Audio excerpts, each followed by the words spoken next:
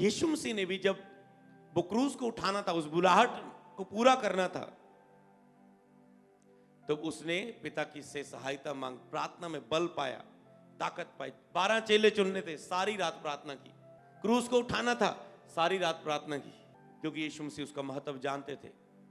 ये हो सकता है 40 दिन तुम संघर्ष भरी प्रार्थना करो, पर 40 दिन में तुम अपनी ओर से कितना दे रहे हो, ये चीजें निर्धारित करेगी उसके बाद वो तुझे कितना मसा दे सकता है, कितनी बड़ी बुलाहट दे सकता है, कितना अपने कार्यों में ग्रेस दे सकता है, अनुग्रह दे सकता है, कितना वो शैतान को तेरी लाइफ से पंगा लेने से दूर कर सकता है, कितनी वो तेरे साथ वाचाएं बांध सकता है अभिषेक की। हालेलुया। तो इसलिए आप भी बल धारण करें। तो आपको याद रखना है, आपको ढीले नहीं होना। निर्बलताएं भी बलवान होने का कारण बनती है।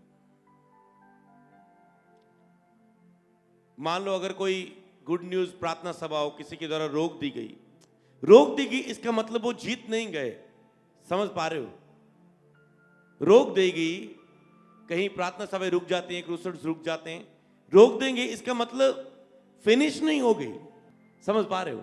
जैसे यीशु मसीह को क्रूस पर चढ़ा दिया था, तो शैतान ने सोचा, ओ पिता का इकलौता मार दिया मैंने, लोगों को फुसला के यहूदा को पकड़ के यहूदा के अंदर डाला के पैसों सिक्कों से इसको पकड़वा दे, सब कुछ मैंने करके कर दिया। पर उसको लगता था जीत, जंग खत्म हो चुकी। पर यीशु मसीह तीसरे दिन बाद मुर्दों में से जी उठे थे। हालेलुया। आपकी लाइफ में कुछ ऐसा नजर आ रहा हो सकता है, आपको लगेगा खत्म हो गया सब कुछ। नहीं, पिक्चर अभी बाकी है, वो अंत अभी बाकी है। जिस चीज ने शैतान ने शुरू किया, तुम उसका अंत करोगे यीशु नाम में, क्योंकि तुम अभिषेक किए गए हो इसके लिए, तुम मसा किए गए हो इसके लिए कि तुम उन बातों का अंत करो। हालेलुया। जो शैतान ने आरंभ की है। शैतान ने आरंभ किया था आदम हवा को फल खिलवा के, स्त्री के द्वारा पाप किया, और पिता ने स्त्री को यूज किया। एक स्त्री के द्वारा पाप आया और एक स्त्री के द्वारा वो धर्मी आया, और यीशु ने उस जो शैतान ने आरंभ किया था उसे फिनिश कर दिया क्रूस पर। और आप भी उसके पुत्र हो, बेटे बेटियां हो। जो शैतान ने आरंभ किया, आप उसे खत्म करोगे यीशु नाम में। हालेलुया। इसलिए आपको इन चीजों में ध्यान देना है। वो बुराई में भी भलाई को पैदा करने वाला परमेश्वर है। वो बुराई में भी भलाई को पैदा करने वाला परमेश्वर है।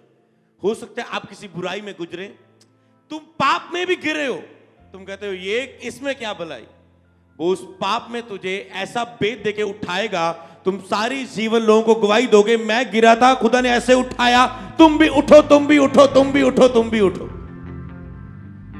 मैं जिस अटैक को खुदा इन 40 दिनों में तेरे लिए यूज करेगा, बिलीव करना, उसी अटैक को खुदा अपनी महिमा के लिए उपयोग करेगा यीशु नाम में, उसे अपनी महिमा में बदल देगा। इसलिए फीलिंग से मत चलना, क्योंकि 40 दिन में फीलिंग बिल्कुल उस अद्भुत कार्य के उल्ट होगी।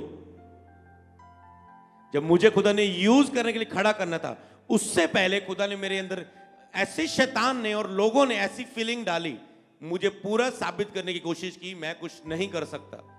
फीलिंग ने, अगर मैं उस फीलिंग को, जैसे ये 40 दिन में आपको बता रहा हूं, अगर वो 40 दिन वाली फीलिंग में मैं रुक जाता, मैं ऐसे सोचता ये मेरी निर्बलता है, ये मेरी कमी है, ये मेरी गटी है, ये वो मेरी नहीं थे, वो अटैक थे, वो रुकावटें थी, वो परीक्षाएं थी, वो परख थी, उसमें क्या हो रहा है, ये सब ये चीजें थी। पर उसके बाद खुदा ने मुझे खड़ा किया, और वो रोक नहीं पाया, क्योंकि जिसे खुदा ने खड़ा किया है उसे कोई रोक नहीं सकता। आपको बिलीव करना है, आप उसके चुने गए हो। आप राजपदारी जाजकों का समाज पवित्र पर जाओ। परमेश्वर ने आपको चुना है कि आप फल लेके आओ, तो आप फल लेके आओगे। जिसने शुभ काम आरंभ किया वो पूरा भी करेगा।